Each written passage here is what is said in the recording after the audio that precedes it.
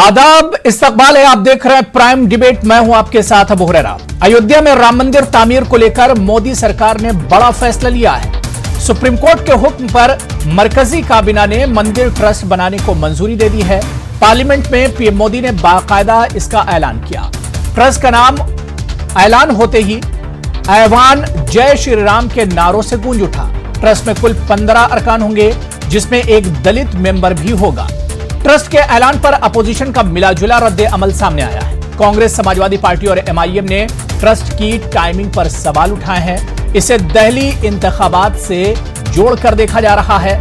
सवाल यह उठता है कि क्या दिल्ली इंतखाबात में बीजेपी को राम मंदिर ट्रस्ट का फायदा मिलेगा या बीजेपी इस इशू को क्या दिल्ली चुनाव में भुना पाएगी? आज इस पर भी हम प्राइम डिबेट में बात करेंगे। बहुत खास मेहमान भी मेरे साथ जुड़ेंगे, लेकिन सबसे पहले यह रिपोर्ट देखिए।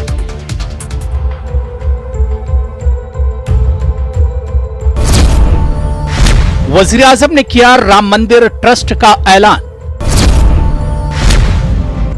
सुन्नी वक्फ बोर्ड को मस्जिद की तामीर के लिए 5 एकड़ जमीन का ऐलान। अपोजिशन ने ट्रस्ट की टाइमिंग पर उठाया सवाल।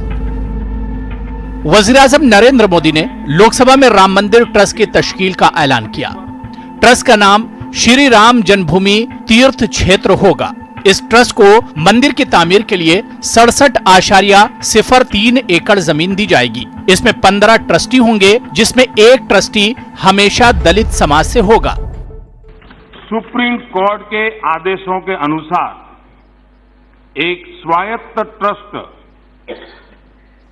श्री राम जन्मभूमि तीर्थ क्षेत्र ट्रस्ट का नाम होगा श्री राम जन्मभूमि तीर्थ क्षेत्र। श्री राम जन्मभूमि तीर्थ क्षेत्र का गठन करने का प्रस्ताव पारित किया गया है। भगवान श्री राम की जन्मस्थली पर भव्य और दिव्य श्री राम मंदिर के निर्माण और उससे संबंधित विषयों पर निर्णय लेने के लिए पूर्ण रूप से स्वतंत्र होगा। अयोध्या में राम मंदिर की तामीर के लिए हुकूमत के ट्रस्ट के क़याम के ऐलान पर मिलाजुला रद्द अमल सामने आया है। कांग्रेस, समाजवादी पार्टी और एमआईएम ने ट्रस्ट के ऐलान की टाइमिंग पर सवाल उठाए हैं। सुप्रीम कोर्ट ने अपने जजमेंट में ये कहा है कि बाबरी मस्जिद के अंदर मूर्तियां रखना और उसका सब्सिक्वेंट डिमोलिशन ये क्रिमिनल एक्ट है और नेशनल शेम है। और आज प्राइम मिनिस्टर इसका ऐलान करते हैं। सुप्रीम कोर्ट के पास एक टाइटल सूट था, तो सुप्रीम कोर्ट ने सरप्राइजिंगली कह दिया कि ट्रस्ट बनाइए और ये करिए। तो ये तो हमको समझ में नहीं आया कि अब सुप्रीम कोर्ट का जजमेंट है, सुप्रीम कोर्ट सुप्रीम है। तो ये आज अनाउंस करना पार्लियामेंट के अंदर सिर्फ और सिर्फ पोलराइजेशन करना है। मैं कहता हूं कि जो चीज अनाउंस हो चुकी पहले से, आज पार्लियामेंट में अनाउंस करके दिल्ली के इलेक्शन के पहले पोलराइजेशन की कोशिश करना, मुझे लगता है कि ये सिर्फ और सिर्फ पब्लिक को बेवकूफ बनाने की बात है। दिल्ली का चुनाव चल रहा है, आपने अभी तक ट्रस्ट नहीं बनाया था। एक हफ्ता और भी रुक सकते थे। आप राम मंदिर का फायदा उठाना चाहते। राम मंदिर बनाने का फैसला सुप्रीम कोर्ट का है, आपका नहीं है। आपकी कोई कोशिश भी नहीं रही है राम मंदिर बनाने के लिए, इसलिए इसका क्रेडिट लेने का कोई हक आपको नहीं है। सुन्नी वक्फ बोर्ड को मस्जिद की तामीर के लिए 5 एकड़ जमीन फैजाबाद के रोनाही में दी जाएगी। इसका ऐलान आज यूपी काबीना ने किया। राम मंदिर ट्रस्ट का ऐलान होने के बाद बाबरी मस्जिद एक्शन कमेटी ने मस्जिद के लिए मिलने वाली 5 एकड़ जमीन पर सवाल उठाया है। और बाबरी मस्जिद एक्शन कमेटी सभी ने और सारी मुस्लिम जमातों ने इसको कहा है कि ये ज़मीन मस्जिद से एक्सचेंज में नहीं ली जा सकती है। यह शरीयत के भी खिलाफ है और वक्फ एक्ट के भी खिलाफ है। लेकिन चूँकि हमारी रिव्यू पिटीशन खारिज हो गई है, तो अब हम तो इस पर कुछ और नहीं कर सकते। लेकिन ये बात हम बताना ज़रूर समझते हैं कि ये इसको सुप्रीम कोर्ट के जो जजमेंट फुल बेंच का था 94 वाला इस्माइल फारूकी का, और जो अयोध्या एक्विजिशन एक्ट है 93 का, उसके खिलाफ है। वाज़ेह की अदालत उज़्मा ने गुज़िश्ता साल 9 नवंबर को एक तारीखी फैसला सुनाते हुए अयोध्या तनाज़ा आराज़ी पर कई अहकाम जारी किए थे। मुतनाज़ा आराज़ी पर एक ट्रस्ट बनाकर राम मंदिर तामीर किए जाने की बात अदालत ने ही कही थी और साथ ही ये भी कहा था कि अयोध्या में ही किसी मकाम पर मस्जिद के लिए 5 एकड़ मुतबादिल जमीन दी जाए, क्योंकि दिल्ली इंतखाबात की गहमा गहमी है। ऐसे में सरकार के ऐलान को इंतखाबात से जोड़कर भी देखा जा रहा है। Bureau report, news 18 Urdu. तो गुज़िश्ता साल 9 नवंबर को सुप्रीम कोर्ट ने तारीखी फैसला सुनाया था, बल्कि यूं कहा जाए कि हिंदुस्तान की तारीख का सबसे हसास जो मामला था उस पर सुप्रीम कोर्ट का सबसे बड़ा फैसला आया था। और 9 नवंबर के फैसले के बाद जो इंतजार किया जा रहा था वो इसी बात का कि सरकार आखिर राम मंदिर ट्रस्ट बनाएगी कब, और क्या राम मंदिर ट्रस्ट बनाने में सरकार को मुश्किलात पेश आएंगी। लेकिन ठीक चुनाव से पहले जिस तरह से पार्लियामेंट में आज वज़ीर आज़म नरेंद्र मोदी ने राम मंदिर ट्रस्ट का ऐलान किया, और जैसे ही ऐलान ऐवान में हुआ, ऐवान में जय श्री राम के नारों से ऐवान गूंज उठा। लेकिन इस पर अपोजिशन सवाल उठा रहा है कि आखिर ठीक चुनाव से पहले 11 फरवरी तक जब पार्लियामेंट की सेशन बजट सेशन है, तो आखिर ठीक चुनाव से पहले ही इस ट्रस्ट का ऐलान क्यों किया गया। अपोजिशन लगातार इल्जाम लगा रहा है कि दिल्ली चुनाव में फायदा उठाने के लिए बीजेपी ने इस तारीख को चुना है और ठीक दिल्ली चुनाव से पहले यह कदम उठाया गया है। इसी पर आज हम प्राइम डिबेट में बात करेंगे। बहुत खास मेहमान भी मेरे साथ जुड़ रहे हैं। बहुत जल्दी अपने मेहमानों का आपसे तारुफ करा देता हूं। मेरे साथ एचएस रावत साहब हिंदू धर्मगुरु है और इस इशू से काफी जुड़े रहे हैं। एचएस रावत साहब, मुमताज आलम रिजवी साहब हैं, सीनियर जर्नलिस्ट हैं, सहाफी हैं। राजीव पांडे साहब हैं, स्पोक्सपर्सन है, बीजेपी के तर्जुमान हैं, आप भी मेरे साथ जुड़े हुए हैं। सभी का बहुत इस्तकबाल है। कुछ देर में कांग्रेस के लीडर और दलित चिंतक भी हमारे साथ इस डिबेट का हिस्सा होंगे। All India Muslim personal law board के मेंबर भी हमारे साथ इस डिबेट में जुड़ेंगे। मैं सबसे पहले रावत साहब आपसे शुरुआत करना चाहूंगा। जाहिर सी बात है कि राजीव पांडे जी के लिए भी आज का दिन बहुत अहम है, लेकिन मैं रावत साहब आपसे शुरू करना चाहता हूं, क्योंकि यह इशू ऐसा है जिस पर हम लोग कई बार इससे पहले डिबेट कर चुके हैं और इस इशू पर बैठ चुके हैं। रावत साहब, जिस चीज का इंतजार लंबे वक्त से था वो घड़ी आखिर आ गई है। 9 नवंबर को तारीखी फैसला आया था और इंतजार इसी बात का था कि आखिर ट्रस्ट का ऐलान कब होगा। ट्रस्ट का ऐलान भी हो गया।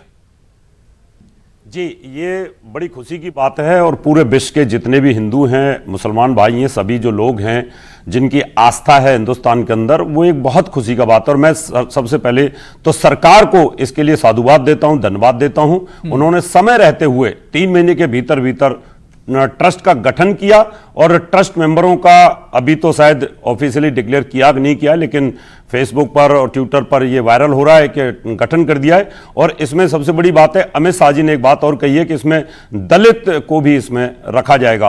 और मोदी के साथ साथ योगी जी ने भी अपनी कैबिनेट में इस बात को रख दिया है कि जो 5 एकड़ जमीन है वो सुन्नी वक्फ बोर्ड को दी जाएगी, और वो जो हमारी परिक्रमा है, परिक्रमा मार्ग के पास ही है, अच्छी जगह पर वहां आबादी है। तो सभी हिंदू मुसलमान भाइयों के लिए एकता का ये प्रतीक है। अब शांति के साथ इस देश में तरक्की होनी चाहिए, प्रोग्रेस होनी चाहिए और मंदिर का निर्माण भव्य तरीके से होना चाहिए। ये खुशी का मौका है और मैं सबको बहुत बहुत धन्यवाद देता हूं, सरकार के साथ साथ सभी हिंदू भाइयों को भी। इस पर हमने अबू हुरैरा साहब के साथ बहुत तीखी तीखी डिबेटें की हैं, बहुत लड़ाई की है यहां पर और बहुत कुछ हुआ है, लेकिन उसके बाद अपील पे अपील होती रही, लेकिन रास्ता साफ हुआ। अंत भला तो सब भला, अबू हुरैरा साहब। बिल्कुल बिल्कुल, जाहिर सी बात है कि जितनी शांति के साथ, जितनी तशवीश इस इशू को लेकर थी, क्योंकि बहुत सेंसिटिव मामला था और जिस तरह का एक माहौल क्रिएट किया जा रहा था, लेकिन जितनी आसानी से यह पूरा मामला गुजर गया, वाकई में एक तारीखी कदम सुप्रीम कोर्ट का भी है और सरकार का भी कदम है। मैं राजीव पांडे साहब आपके पास आना चाहूंगा। राजीव पांडे साहब, क्योंकि सुप्रीम कोर्ट ने 3 महीने का वक्त दिया था, लेकिन कहा यही जा रहा था कि सरकार इस पर बहुत जल्दी काम कर देगी, लेकिन सरकार कहीं ना कहीं सरकार को भी इसमें टाइम लगा। क्या वाकई में सरकार के सामने कुछ मुश्किलें थी कि वो कौन से लोग होंगे जो ट्रस्ट में रखे जाएंगे, किसे रखा जाए, किसे न रखा जाए? क्या इसमें सरकार के लिए थोड़ी सी मुश्किल रही होगी, राजीव पांडे साहब?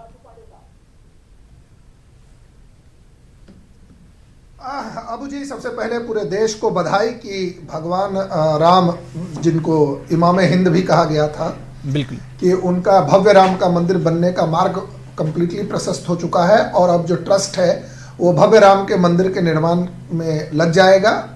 अब जहां तक आप बात कह रहे हैं कि क्या कोई परेशानी हुई होगी, सुप्रीम कोर्ट ने 3 महीने का डेडलाइन किया था जो 9 तारीख को खत्म हो रहा था, और उससे पहले कोई एक्सटेंशन नहीं मांगा गया, कुछ भी नहीं मांगा गया सुप्रीम कोर्ट से। एक ट्रस्ट का कंफर्मेशन हो गया है। अब वो ट्रस्ट इस विषय पर आगे काम करेगी और भव्य राम के मंदिर का निर्माण करेगी। और इस पर जो भी इसके टाइमिंग और इश्यूज को लेकर के बात करते थे कि हिंदुस्तान में हर समय कहीं ना कहीं कोई ना कोई चुनाव चल रहा होता है। चाहे अगर आप देखेंगे तो इसका चुनाव से कोई लेना देना है नहीं। और 9 तारीख लास्ट डे था। अगर ये 8 को करते तो और कहते चुनाव के दिन कर दिया, 7 को कहते तो एक दिन पहले कर दिया। तो जब अभी चल रही थी पार्लियामेंट तो ये तय हो गया है। और ये जो था ये क्लियर था, क्योंकि जब honourable supreme court of India ने डिसीजन दे दिया, उसके बाद जब रिव्यू पिटीशन फाइल हुआ और रिव्यू भी डिसमिस हो गया, तो इस विषय पर कोई डिबेट की कोई जगह बचती नहीं थी। देश के सभी लोगों ने इस जजमेंट को मान लिया, कुछ लोगों को छोड़ करके, जैसे अपने ओवैसी साहब है हैदराबाद वाले, ऐसे लोगों को छोड़ दीजिए। तो देश के सभी लोग, हिंदू, मुस्लिम, सिख, ईसाई, सारे लोग उन्होंने इस जजमेंट का समर्थन किया। और देश में एक भव्य राम के मंदिर के निर्माण में सब लोग लगेंगे।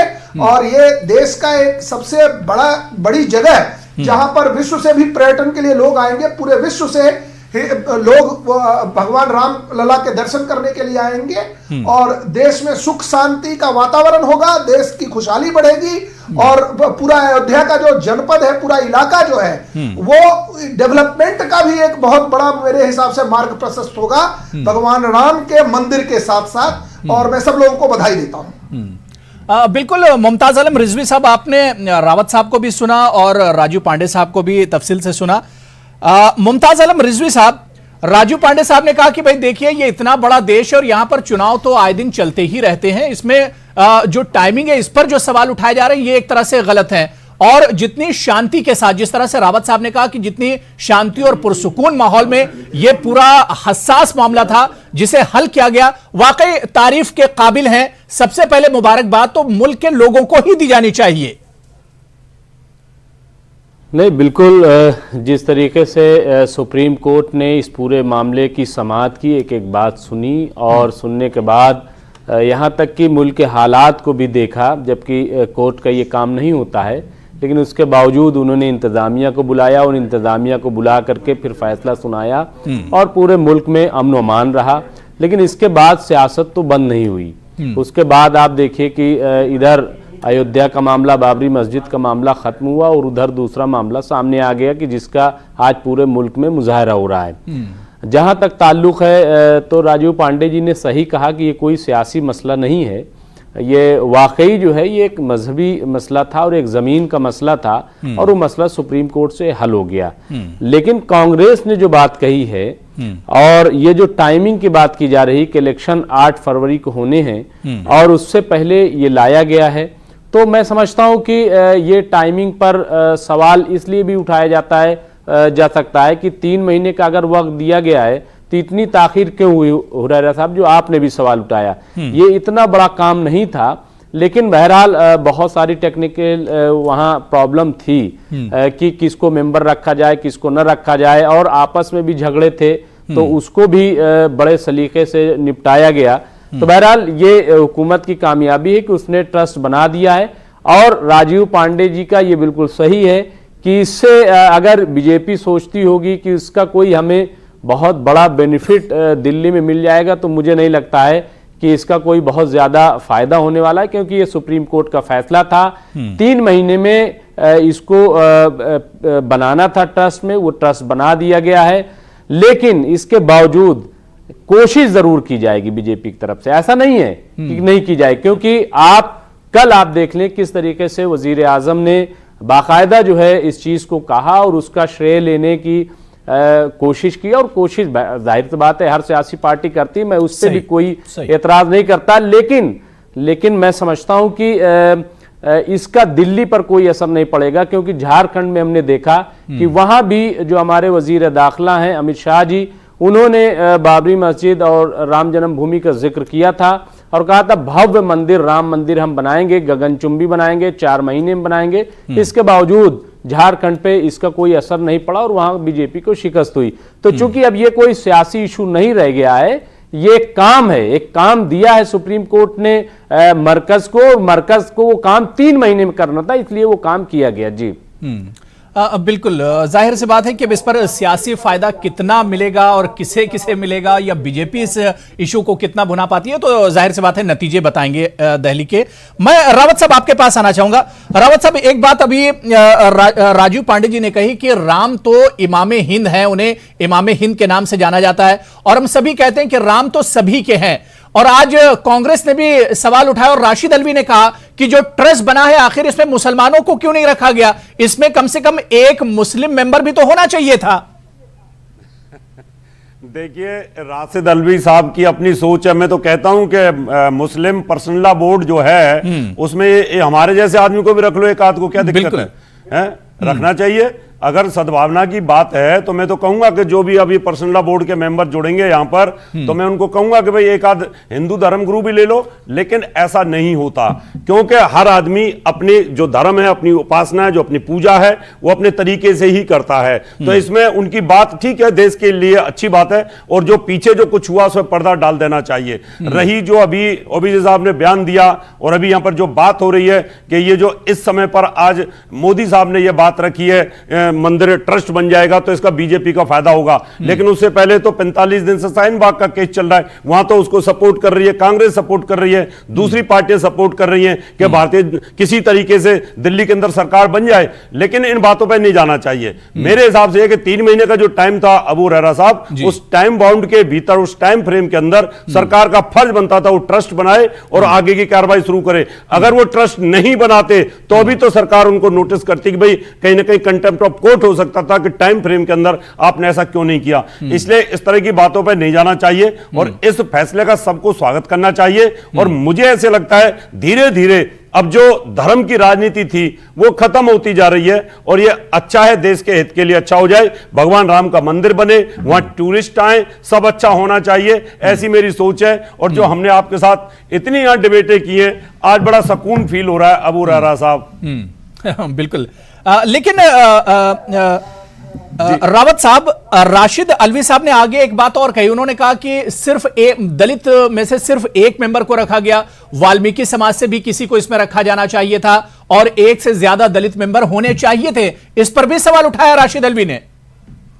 ये उनकी फूट डालो राज करो की एक राजनीति है कि जिससे ये ट्रस्ट के अंदर कहीं ना कहीं घुसपैठ करके और उस ट्रस्ट में विद्रोह पैदा किया जाए। जिस प्रकार से जो फैसला आना था, अयोध्या फैसला, भगवान राम का फैसला आना था, जिस प्रकार से कपिल सिब्बल साहब ने बार बार अड़चनें डाली, इनके जो वकील थे उन्होंने बार बार नक्शे फाड़े और लेट करने के लिए, शायद वही एक तरीका इनका भी हो सकता है। अल्वी साहब ने एक पत्ता फेंका है कि भाई एक दलित भी हो, एक वाल्मीकि भी हो, फिर दूसरा बोलेगा एक ठाकुर हो, एक फलाना हो, तो उससे क्या होगा, एक विद्रोह पैदा होने की कोशिश करेंगे और यह उचित नहीं है। कांग्रेस की एक गलत पॉलिसी है।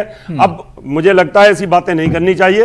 अब जो धार्मिक आदमी है, ट्रस्ट बनाने का मतलब होता है कि जो धार्मिक हो, ईमानदार हो, भगवान में अपने धर्म में आस्था हो, उसको नॉलेज हो, मंदिर किस प्रकार से बनना चाहिए और उसकी व्यवस्था का अनुभव हो, तो उस हिसाब से लिया जाता है इसके अंदर। अब पर्सनल बोर्ड के अंदर आप किसी व्यक्ति को नहीं ले सकते। जो अनुभवी व्यक्ति है, धर्म का जानकार है, वही उसका चेयरमैन या अध्यक्ष होता है। तो इसलिए मुझे नहीं लगता अल्वी साहब का जो बयान है, इतने बड़े सीनियर नेता हैं, उनको इस तरह का बयान नहीं देना चाहिए और दूसरे के धर्म के मामले में दखलंदाजी उनको नहीं करनी चाहिए।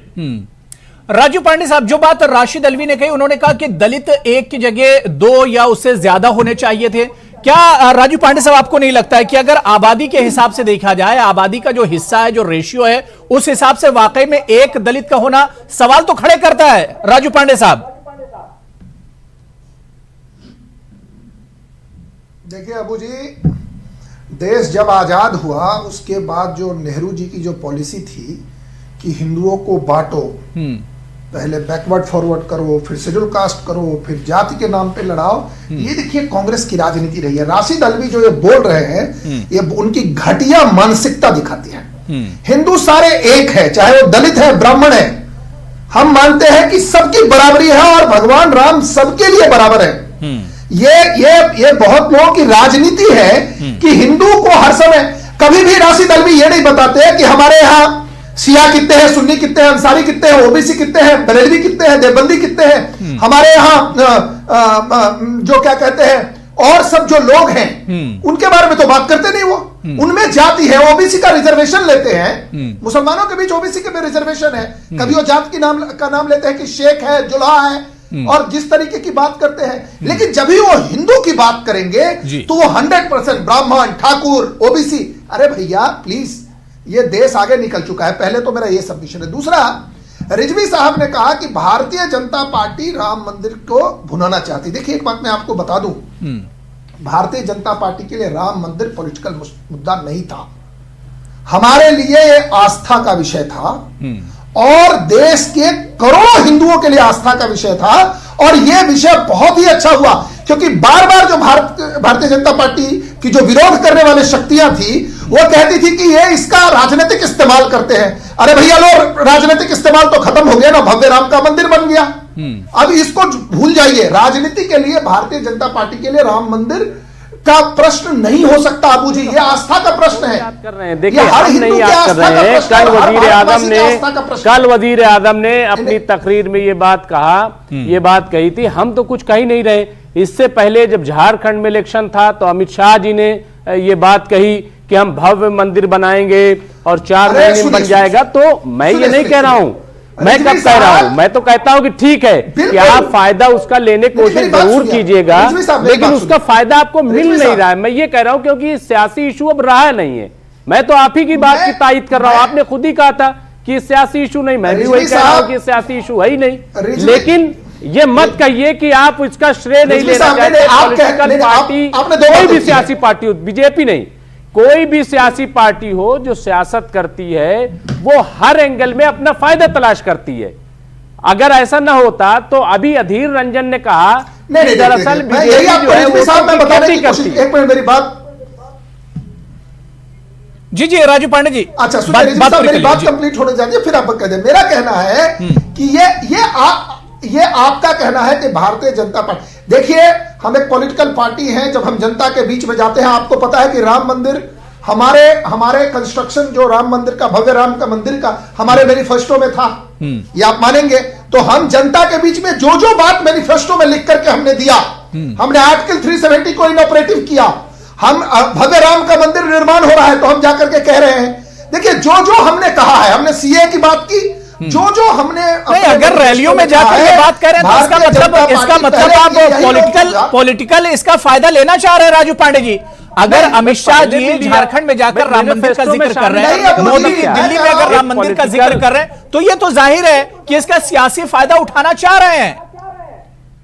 अबू हरेरा साहब, अगर कोई पार्टी, जी मैं क्या कह रहा हूं, मेरी बात नहीं समझ रहे हैं। जी किसी भी कीमत पर जो हमने कहा है, हमने जो मैनिफेस्टो में कहा है, जब वो कंप्लीट होगा तो जनता को जाकर के हाथ जोड़ करके भारतीय जनता पार्टी का एक एक कार्यकर्ता कहेगा कि जिस जिन वादों पे हम सरकार में चुन करके आए थे वो सब वादे हम पूरे कर रहे हैं। ये बताना, किसी ने नहीं कहा कि हम राम मंदिर बनवा रहे हैं इसलिए आप हमको वोट दे दीजिए। अरे भैया सबको पता है कि भारतीय जनता पार्टी ये लड़ाई 84 से इसके लिए लड़ रही है और अपने मैनिफेस्टो में रखा हुआ है, पिछली बार की भी मैनिफेस्टो में है। सो इस परिस्थिति में हम ऐसा काम करेंगे कि भव्य राम के मंदिर के मार्ग में कोई बाधा नहीं आए और मार्ग प्रशस्त हो जाए। आज प्रशस्त हो गया, हमने जाके बता दिया जनता के बीच में। हम कह रहे हैं ये पॉलिटिकल मुद्दा नहीं है, ये आस्था का प्रश्न है। जी मुमताज आलम रिजवी साहब, देखिए मैनिफेस्टो में बीजेपी राम मंदिर का इशू रखती है तो उस पर रैलियों में चिल्ला कर बात करती है, लेकिन वही बीजेपी मैनिफेस्टो में बेरोजगारी और इसके अलावा जो दूसरे इश्यूज जो होते हैं, नौकरी की बात हो, इकोनॉमी की बात हो, उस पर कोई रैलियों में चिल्लाता हुआ नजर नहीं आता। ये बड़े ताज्जुब की बात है। नहीं, ताज्जुब की बात नहीं है। इनको देखिए पता है कि कौन सी चीज जो है वो राजू पांडे साहब, और इसीलिए उस चीज को ये उठाते हैं। लेकिन मैं कह रहा हूं कि इसका चूंकि फायदा इनको मिलने वाला नहीं है। दिल्ली के लोग जानते हैं और जैसा कि झारखंड में भी हुआ, यहाँ पे जो मामला है, अभी बजट आया है, आप देखिए कि बजट जिस तरीके का आया है उस पर बात हो। अगर बहुत अच्छा बजट हुकूमत ने पेश किया है तो उसको जाकर के बताएं कि कैसा हमारा बजट है और क्या चीज हम देने जा रहे हैं। कहीं भी क्या रोजगार का जिक्र है?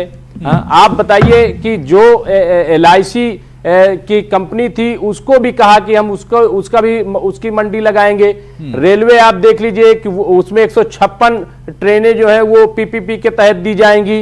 इसके अलावा एयर इंडिया जो है हमारा बिक रहा है। भारत पेट्रोलियम, किसी ने बड़ी अच्छी तस्वीर निकाली कि निर्मला सीतारमण जी बैठी हैं और उनके आगे जो है वो दुकान लगी हुई है LIC की, और ये अपना क्या बोलते रेलवे की, और भारत पेट्रोलियम की, हिंदुस्तान पेट्रोलियम की, एयर इंडिया की, सब की। तो ये अगर आपने वाकई कुछ अच्छा किया है तो आप वो कीजिए।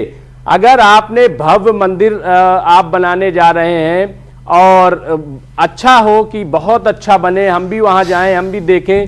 हम बहुत जगह जा चुके हैं, हम उज्जैन के मंदिर गए, हम आसाम में गुवाहाटी में जो है कामाख्या, वहां भी हम गए। हम यहां भी जाएंगे, हम आज तक नहीं जा पाए झगड़े की वजह से, हम जाएंगे। लेकिन आप इसको ये न कहिए कि सियासी फायदा हम नहीं उठाना चाहते। नहीं, आप उठाना चाहते हैं, लेकिन सियासी फायदा आपको मिलेगा नहीं, क्योंकि लोग जानते हैं कि इस वक्त मुल्क में मसला बेरोजगारी का है, महंगाई का है, मुल्क में जो इक्तिसादी सूरत हाल की बदहाली है उसका है। लोग उस पर देंगे। फिर बुनियादी जो परेशानी दिल्ली की थी उस पर कि आप क्या करना चाहते हैं, बिजली पानी के लिए आप क्या करना चाहते हैं। ठीक है, आपने 2 रुपए किलो आटे की बात की है, गेहूं की बात की है, वो एक अच्छी बात है, लेकिन उस पर भी बात होनी चाहिए। इस बीच मेरे साथ, मैं राजू पांडे से आ रहा हूं, लेकिन उस बीच मेरे साथ डॉक्टर राजू वाघमरे जी, जो कि स्पोक्स पर्सन है कांग्रेस महाराष्ट्र के, वो भी हमारे साथ डिबेट में जुड़ गए हैं। डॉक्टर राजू वाघमरे जी, आपका भी बहुत इस्तकबाल है, वेलकम है न्यूज़ 18 उर्दू में। मैं राजू पांडे साहब, अब आप जो रिएक्शन देना चाह रहे हैं वो जल्दी से दे दीजिए। देखिए, इन्होंने कहा कि देश में बेरोजगारी है। देखिए, जो आप सारे रिपोर्ट्स निकाल करके देखिए किस तरीके से मुद्रा लोन की जो स्थिति है, किस तरीके से लोगों, अब इनका क्या है, एक इमेजिनरी क्रिएट करना चाह रहे हैं, क्योंकि देखिए पॉलिटिकली ये फाइट नहीं कर पा रहे हैं। देखिए, जहां तक एयर इंडिया का सवाल है, 2004 तक वो प्रॉफिट मेकिंग कंपनी थी। कांग्रेस पार्टी की 10 साल की सरकार ने उसको 70,000 करोड़ के लॉस में दिया। ये हमारे और आपके टैक्स के पैसों को लुटा दिया कांग्रेस पार्टी ने, और आज ये स्थिति हो गई है कि एयर इंडिया चलने के लायक नहीं है। BSNL को किसने खत्म किया, MTNL को किसने खत्म किया। देखिए, ऐसा है कि आपने ठीक कर देते। मेरी पूरी बात सुन लीजिए, मैं बता रहा हूं आपको सर, मैं जवाब दे रहा हूं। कांग्रेस के सपोर्टर नहीं है, लेकिन आप तो जात में 6 साल क्या किया। अरे मैं कुछ और कह रहा हूं, मेरी बात नहीं, मैं कह रहा हूं कि जब आपने इतना बड़ा लॉस कर दिया एयर इंडिया को कि आज वो निगेटिव नेटवर्क में है, तो उसका डिसइन्वेस्टमेंट करके, और सर्विस सेक्टर में जरूरी नहीं है कि सरकार रहे। ठीक है, आप ये बार बार कह रहे हैं। राजू पांडे, ब्रेक पर जाना है, मुझे वाघमरे जी से भी मैं रिएक्शन ले लेता हूं, मुझे ब्रेक पर जाना है। ब्रेक से लौट कर आएंगे, इसी इशू पर बात करेंगे कि मस्जिद मंदिर पहले या फिर जो डेवलपमेंट के इश्यूज हैं उन पर भी बातचीत होनी चाहिए। मैं डॉक्टर राजू वाघमरे जी, क्योंकि मुझे ब्रेक पर जाना है, लेकिन उससे पहले छोटा सा रिएक्शन। सभी ने वेलकम किया है कि मोदी ने जिस राम मंदिर ट्रस्ट को आज पार्लियामेंट में अनाउंस किया, उसका सभी ने वेलकम किया, लेकिन अपोजिशन की तरफ से यह ऐतराज है कि दिल्ली चुनाव से ठीक पहले ही यह ऐलान क्यों किया गया। इस पर ऐतराज है अपोजिशन को और कांग्रेस को भी। देखिए, राम मंदिर बनना चाहिए, ये कांग्रेस की भी भावना है। जब भी सुप्रीम कोर्ट का डिसीजन आया, कांग्रेस वर्किंग कमेटी में रेजोल्यूशन पास करके उस चीज का वेलकम किया है। लेकिन बीजेपी का अगर आप इतिहास देखते हो, जब भी बिहार का विधानसभा का चुनाव था तो बीजेपी ने क्या किया, महाराष्ट्र में जो हिंदू मिल का डॉक्टर बाबा साहब अम्बेडकर का स्मारक है, उसका कोई भी परमिशन केंद्र सरकार के पास नहीं था, ना राज्य सरकार के पास था। लेकिन मोदी जी ने वहां आके भूमि पूजन किया। आज वो भूमि पूजन करने के बाद 3.5-4 साल हो गए, वहां का बांधकाम अभी तक चालू नहीं किया। अभी कांग्रेस की सरकार आई तो उन्होंने शुरू किया। तो कहने का मतलब ये है, जब भी चुनाव आते हैं तभी धर्म के नाम पे राजनीति करके ये कहीं ना कहीं मोदी जी ये सब कार्ड खेलते हैं, क्योंकि इनके पास धर्म की राजनीति छोड़ के इनके पास दूसरी राजनीति बची ही नहीं है। विकास के मुद्दों पे 2014 में सत्ता में आए हुई बीजेपी सरकार 2019 के इलेक्शन में विकास को भूल गई। विकास को कहीं का कहीं छोड़ दिया, विकास अभी तक मिला नहीं है। अभी जो कोई शख्स बात कर रहे थे कि कांग्रेस ने ये किया, कांग्रेस ने वो किया, अरे नोटबंदी करके इस देश को 50 साल पीछे लेके जाने का पाप अगर किसने किया है तो नरेंद्र मोदी साहब और बीजेपी ने किया है। अभी आज देश की हालत इतनी खराब कर चुके हैं, और अभी जब भी दिल्ली का चुनाव है, वो दिल्ली के चुनाव में वापस धर्म का कार्ड खेलने का पाप अगर कोई करता है तो प्रधानमंत्री नरेंद्र मोदी और बीजेपी मुझे बहुत छोटा सा ब्रेक लेना है। ब्रेक के बाद आएंगे तो वाघमरे जी पर मैं राजू पांडे साहब से भी जवाब लूंगा, और इसके अलावा रावत साहब भी कुछ जवाब देना चाह रहे थे, लेकिन ब्रेक से लौट कर आएंगे तो इसी इश्यू पर बात करेंगे कि जब जब देश में चुनाव आते हैं तब तब राम जी की याद आखिर उसी वक्त क्यों आती है, और क्या वाकई में अयोध्या की सियासत पर यह आखिरी दांव है जिस तरह से राम मंदिर का ट्रस्ट बनाया गया है। छोटा सा ब्रेक लेंगे, फौरन इसी इश्यू पर लौट कर आ रहे हैं।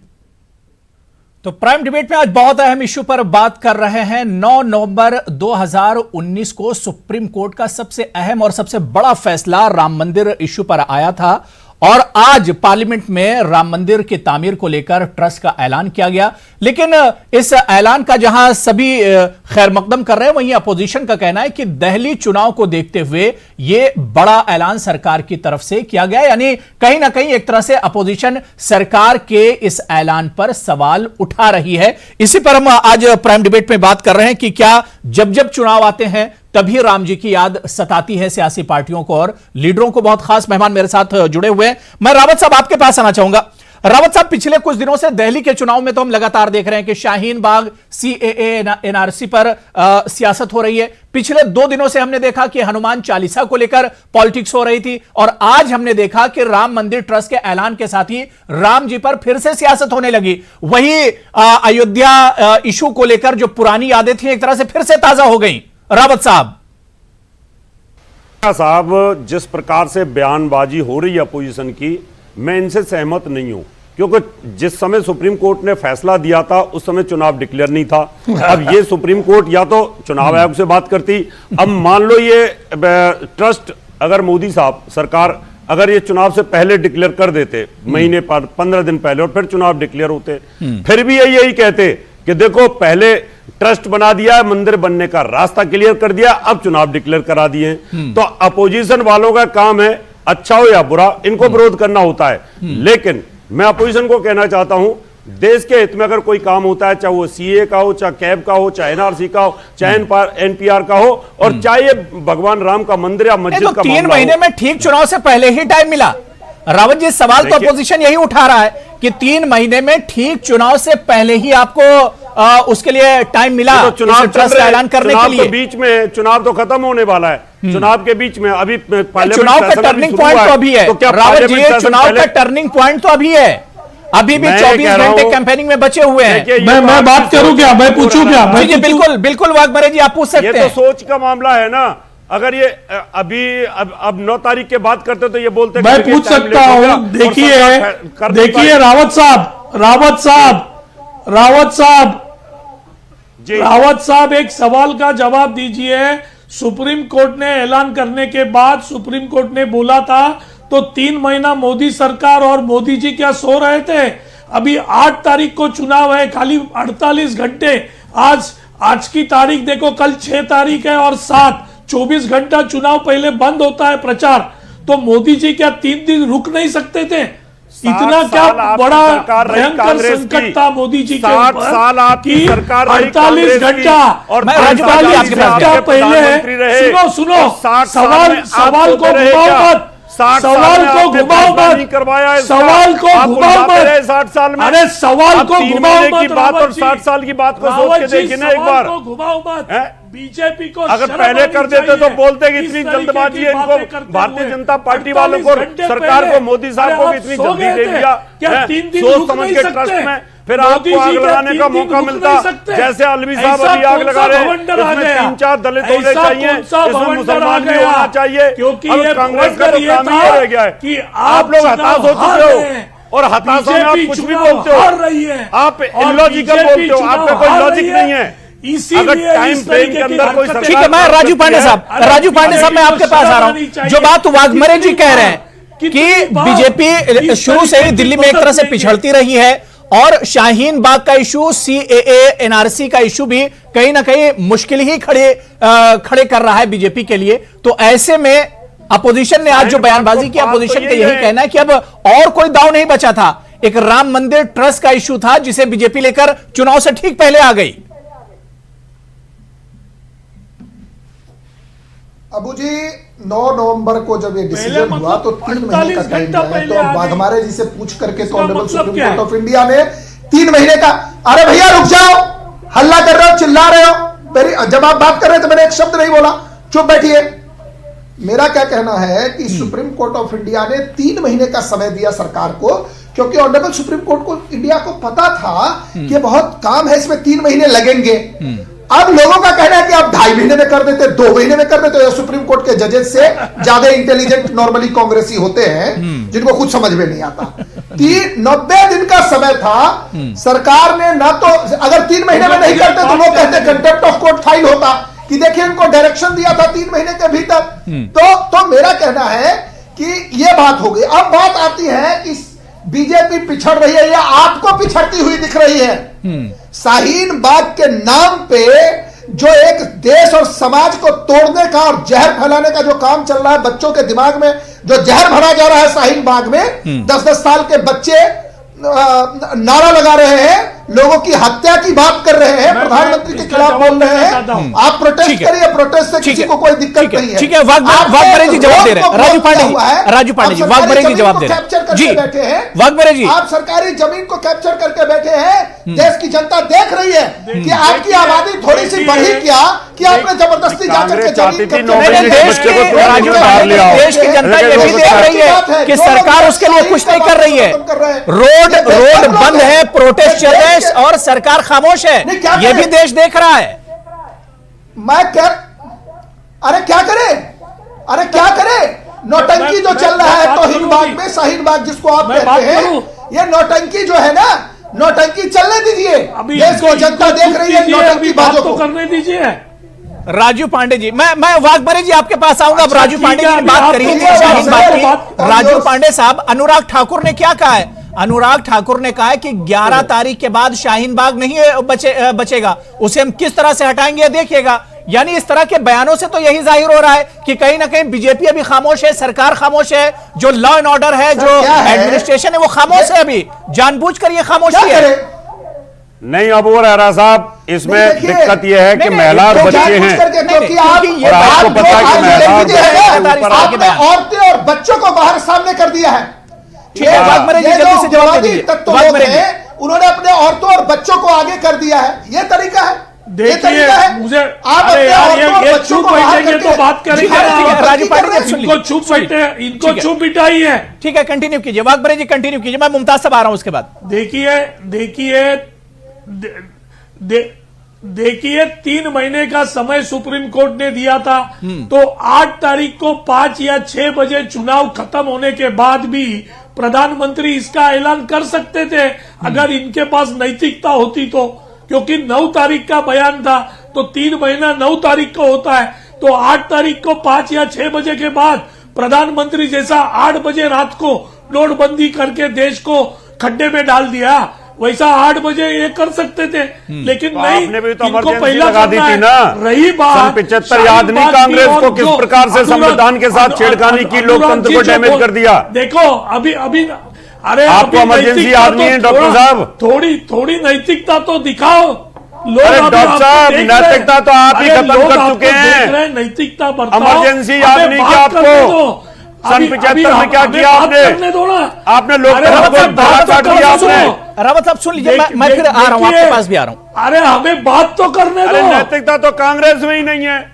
अरे आप बात ही करने नहीं देंगे तो कैसे चलेगा कांग्रेस? अरे अनुराग जी, अभी अनुराग जी बोल रहे हैं, अनुराग ने ये बोला था कि देश के गद्दार, आप देश के गद्दारों, अरे देश के गद्दारों के लिए बोला था, अरे यार उनके लिए बोला था, अफजल गुरु के लिए बोला था, बुरहान वाले के लिए बोला था, बोला किसी के लिए, लेकिन उसके बाद से गोलियां चलने लगी। अनुराग ठाकुर ने रावत जी बोला किसी के लिए भी हो, लेकिन उसके बाद दिल्ली में गोलियां चलने लगी हैं।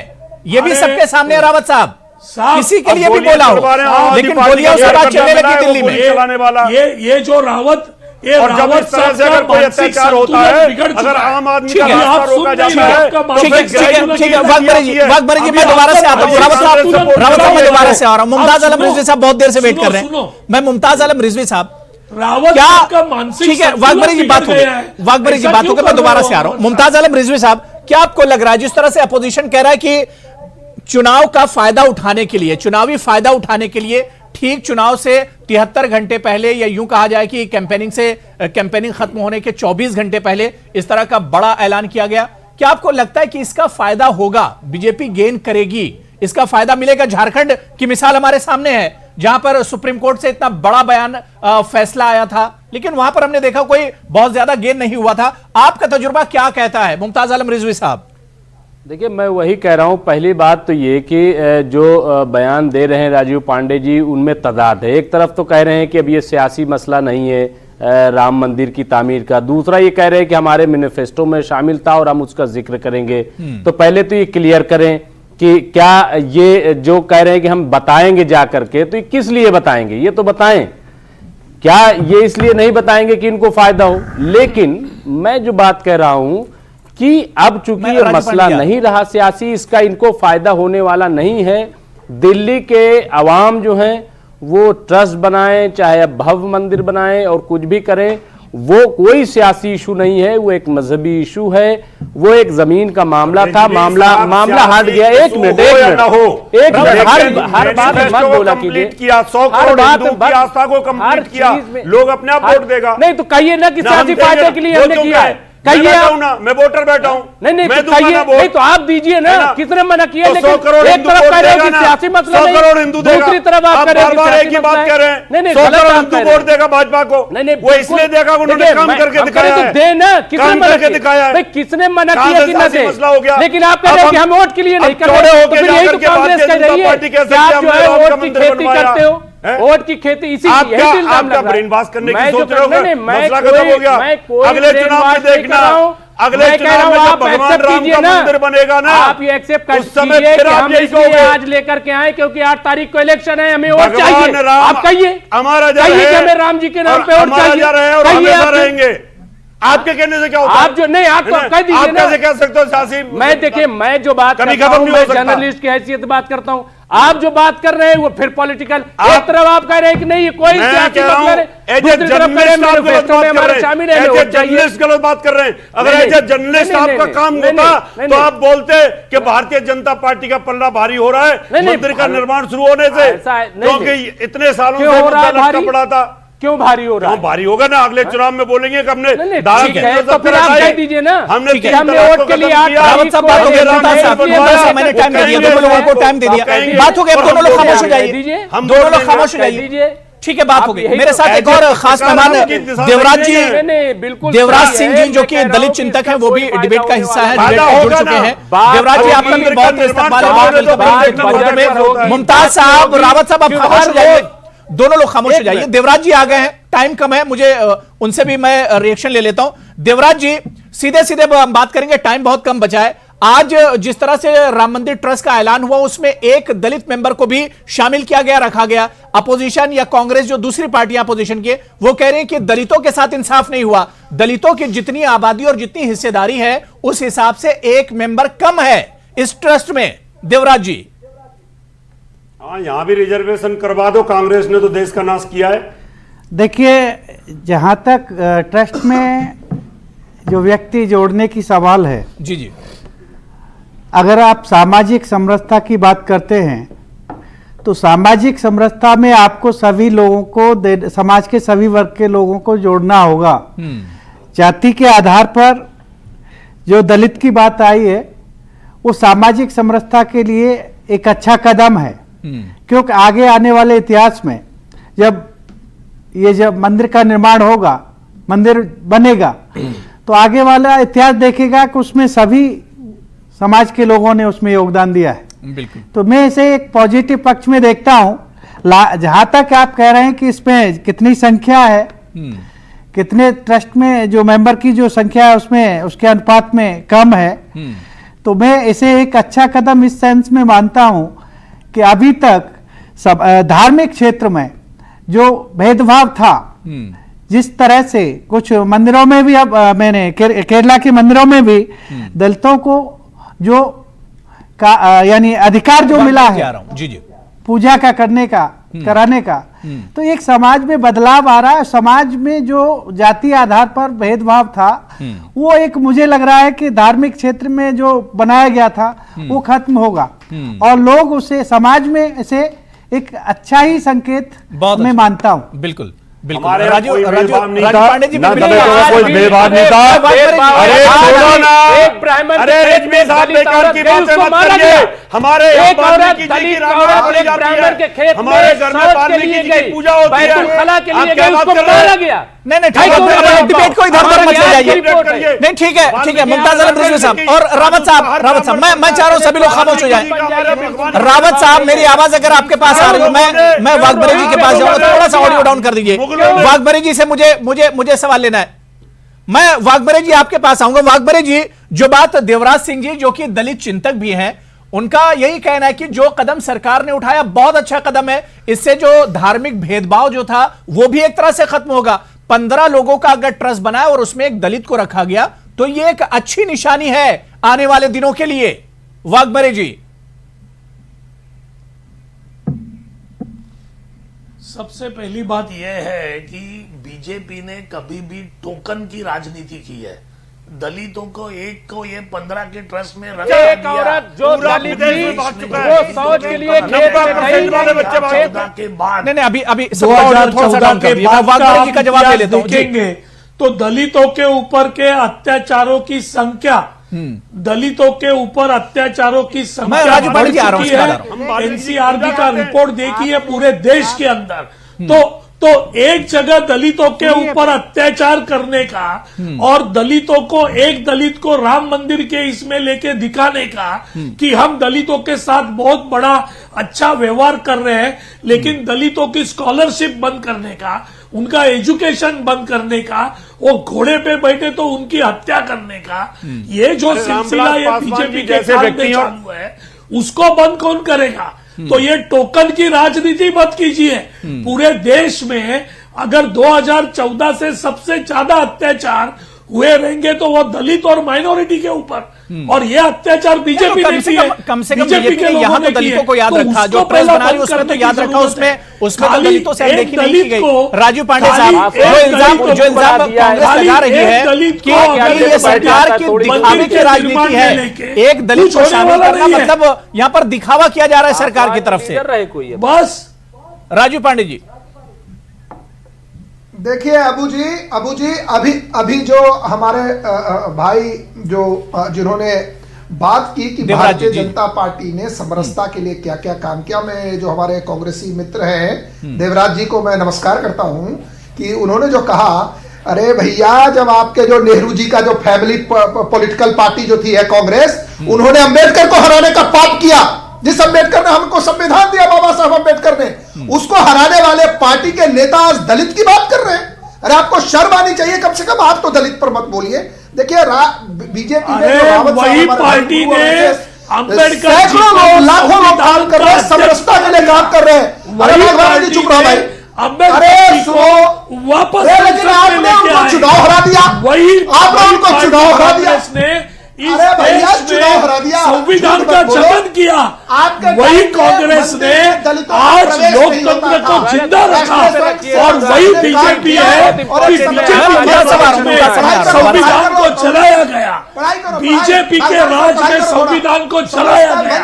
यही तुम्हारा चेहरा है, यही बीजेपी का असली चेहरा है। और आप बात करते हो संविधान की, जो संविधान को संसद से 100 मीटर के ऊपर आप लोग ने चला, आप संविधान की बात करते हो। अरे बीजेपी को तो शर्म आनी चाहिए संविधान की बात करते हुए। ठीक है, वाघबरे जी बात हो गई, राजू पांडे जी आपकी बातों के बाद और रावत साहब उसके बाद आपके पास बीजेपी को शर्म आनी चाहिए। एक छोटा सा कमेंट में मुमताज आलम रिजवी साहब, जो कांग्रेस लगातार कह रही या जिस तरह से आज अपोजिशन ने कहा कि यह सिर्फ दिखावे की सियासत हो रही है, दलितों की हालत मुल्क में आप देख लीजिए कि कहां पर दलित खड़े हैं, कितनी मुश्किलात और परेशानी में है, और ट्रस्ट में एक दलित को शामिल करके ये सिर्फ दिखावा हो रहा है। मुमताज साहब। देखिए, मैं आपको बताऊं कि ये जो एक ट्रस्ट में रख करके और ये कह रही है, ये अच्छी बात है, ये उनका फैसला है, ट्रस्ट बना रहे हैं, इसमें कोई एतराज की बात नहीं है। इसका खैर मकदम करना चाहिए कि उन्होंने शामिल किया, लेकिन ये कि अब इसका सियासी फायदा उठाने के मैं बहुत हिमायती हो गया। ये जो सीए कानून लेकर के आए, सबसे ज्यादा अगर कोई परेशान होने वाला है इस चीज से तो वो हमारे दलित भाई परेशान होंगे। बेकार की बातें मत करिए, नेशनल टीवी के ऊपर एक मिनट परेशानी क्योंकि कोई परेशानी नहीं। आप एक पत्रकार हैं और पत्रकार को गलत बात नहीं बोलनी चाहिए। दलित से कोई लेना देना नहीं। झूठ बोल रहे हैं। मैं देवराज जी से इसका जवाब ले लूंगा। मैं इसका जवाब देवराज जी से ले लूंगा। राजू पांडे जी, मैं देवराज जी, ठीक है, गलत, ठीक है, मुमताज साहब बात हो गई, मुमताज आलम रिजवी साहब बात हो गई, राजू पांडे साहब बात हो गई।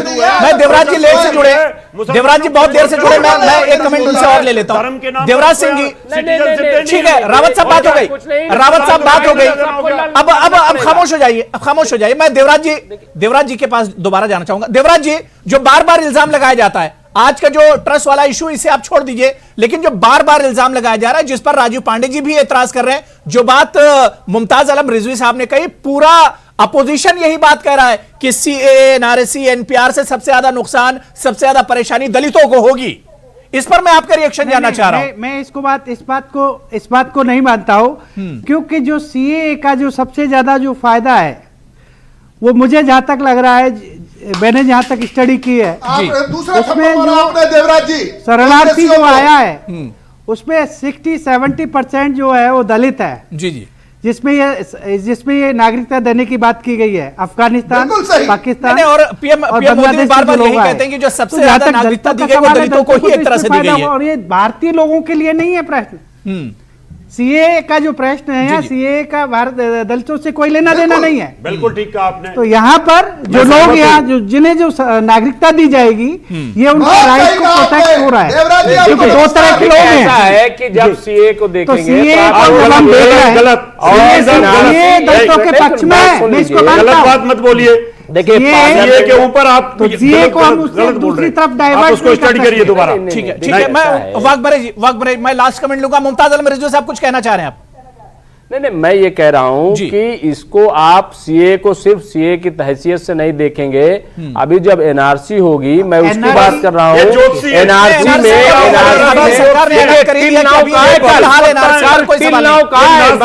एनआरसी पर कोई सवाल नहीं है। मैं कांग्रेस और अपोजिशन वाकई में दलितों को लेकर भ्रम ही फैला रहा है। जिस तरह से देवराज जी ने बातें कही है, राजू पांडे ने कहा, वाघमरे जी लास्ट कमेंट, मुझे क्लोज करना है, वाइंड अप करना है मुझे। वाघमरे जी, सबसे पहली बात जी कि ये दलितों के ऊपर अत्याचार होने की बात है।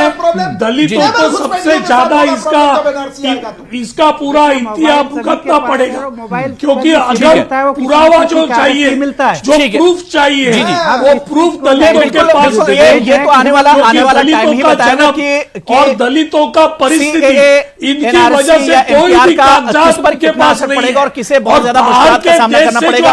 लेकिन अब देखना यह दिलचस्प होगा, जो ट्रस्ट आज बनाया गया है, क्या दिल्ली के चुनाव में इससे बीजेपी फायदा उठा पाती है? जो अपोजिशन इल्जाम लगा रहा है, क्या इसका फायदा बीजेपी को होगा दिल्ली चुनाव में? ये 11 तारीख बात होगी। राजू पांडे भी हमारे साथ जुड़ेंगे, रावत साहब भी होंगे और मुमताज आलम रिजवी होंगे, सभी हमारे साथ होंगे और उस दिन हम देखेंगे कि क्या वाकई में इस इशू पर सियासत हुई या वाकई में यह आस्था का ही मामला था और आस्था से जुड़ा था। बहुत बहुत शुक्रिया राजू पांडे जी मेरे साथ जुड़ने के लिए, मुमताज आलम रिजवी साहब, एसएच रावत साहब, देवराज सिंह जी और डॉक्टर राजू वाघमरे जी, सभी का बहुत बहुत शुक्रिया प्राइम डिबेट में जुड़ने के लिए। आदाब।